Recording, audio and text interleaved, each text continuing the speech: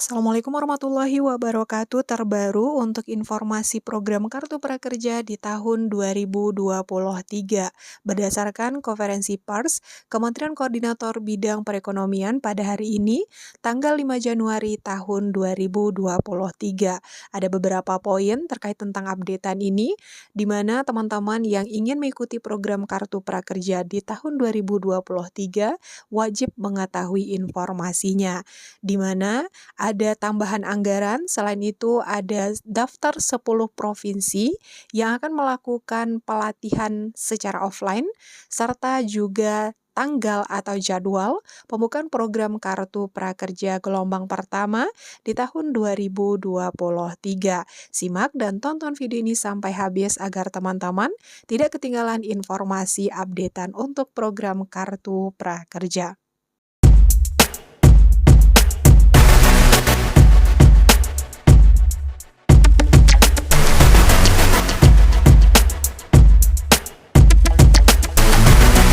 Kami hormati teman-teman media cetak, media elektronik. Saya didampingi oleh Pak Menteri Perindustrian dan Bapak Wakapolri selaku Komite Cipta Kerja. Dan dalam rapat tadi dapat kami sampaikan kepada teman-teman media cetak elektronik terkait dengan Kartu Prakerja di tahun 2022, pesertanya ada 4.984.790 orang penerima. Kemudian total anggaran adalah 18 triliun dengan realisasi 17,84 triliun atau 99,12% serapan anggarannya. Prakerja terbukti membantu peningkatan skill, peningkatan inklusi keuangan, sekaligus membantu daya beli masyarakat dengan skema semi bansos. Nah, program Kartu Prakerja ini dilanjutkan di tahun 2023 dengan skema normal. Sekali lagi, skemanya bukan semi bansos lagi, tetapi skema normal yang diatur dalam Perpres 113 tahun 2022 dan pelaksanaannya oleh Permenko Ekon 17 2022.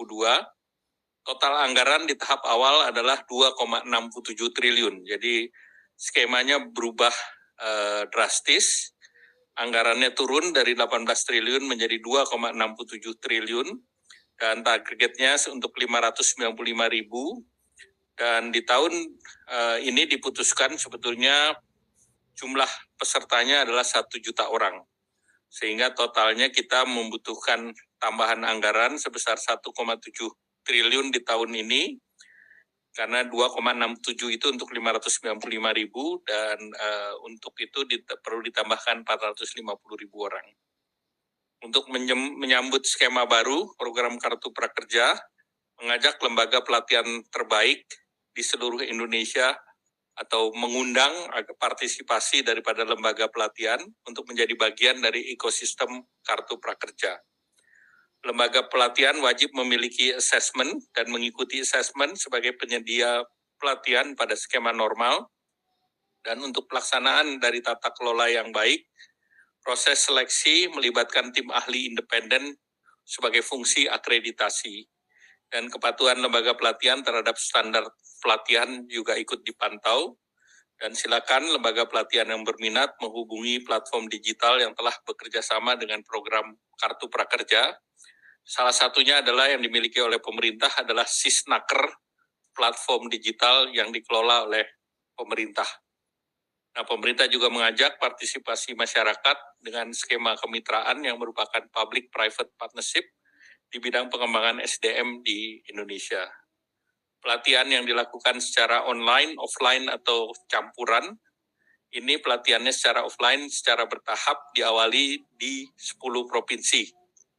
Dan ini pembukaan gelombang pertamanya dilakukan di triwulan pertama di tahun 2023. Untuk tahap pertama ini di beberapa daerah adalah DKI Jakarta, Jabar, Jateng, Jatim, Kalbar, Sumut, Sulsel, Bali, NTT, dan Papua. Beberapa hal baru yang dilakukan dalam skema normal, yaitu skema bansos ataupun online itu minimal 6 jam, itu ditingkatkan menjadi 15 jam. Jadi sekarang pelatihannya menjadi 15 jam. Kemudian bauran bantuan ataupun biayanya adalah per orang 4,2 juta, namun biaya pelatihannya lebih tinggi.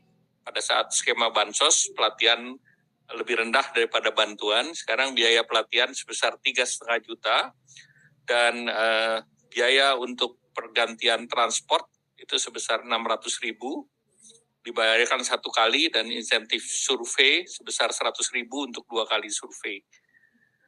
Karena tidak lagi bersifat semi bansos, maka penerima bantuan seperti subsidi upah, BPUM, dan PKH boleh menjadi peserta kartu prakerja. Karena ini untuk retraining dan reskilling, bukan bansos lagi. Nah, bidang-bidang fokus yang pada keterampilan tertentu, ini tadi sudah disebutkan dalam berbagai hal, misalnya yang masuk dalam kriteria Indonesia Critical Occupation List, Indonesia Occupational Task Force, studi dari World Economic Forum, kemudian juga terkait dengan Future of Job, terkait juga dengan research online. Ini antara lain adalah beberapa pendidikan yang terkait dengan bisnis, itu seperti digital marketing, data spesialis, manajer logistik, surveyor, dan desain grafis. Sektor manufaktur ada manajer produksi, operasi, ahli teknik industri produksi, inspektur keselamatan, kesehatan, kualitas, kemudian juga ahli kesehatan dan kebersihan lingkungan kerja, ekonomi kreatif antara lain desain grafis, desain layout animator, kemudian teknik termasuk dalam teknisi jaringan dan sistem komputer, power plant operator, kemudian pertanian, skilled farmer, kemudian jasa, termasuk kurir, pengantar paket, hospitality, kebersihan, dan shopkeepers, dan yang lain. Jadi itu adalah contoh-contoh pelatihan yang akan dilakukan secara offline. Demikian yang dapat kami sampaikan. Kami ucapkan terima kasih. Wassalamualaikum warahmatullahi wabarakatuh.